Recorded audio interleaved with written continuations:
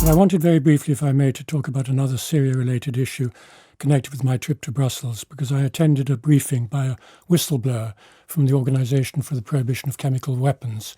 He was one of the inspectors who was sent out to Douma in Syria in April last year to check into the allegations by the rebels that Syrian airplanes had dropped 2 canisters of chlorine gas, killing up to 43 people.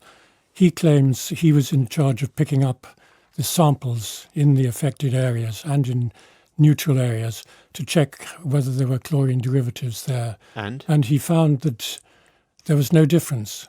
So it rather suggested there was no chemical gas attack, because in the buildings where the people allegedly died, there was no extra chlorinated organic chemicals than in the normal streets elsewhere.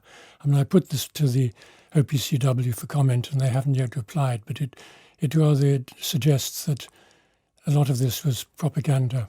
Propaganda led by? Led by the rebel side to try and bring in American planes, which in fact did happen. American, British and French planes bombed Damascus a few days after these reports. And actually this is the second whistleblower to come forward. A few months ago, there was a leaked report by the person who looked into the ballistics as to whether these cylinders had been dropped by planes, looking at the damage of the building and the damage on the side of the cylinders.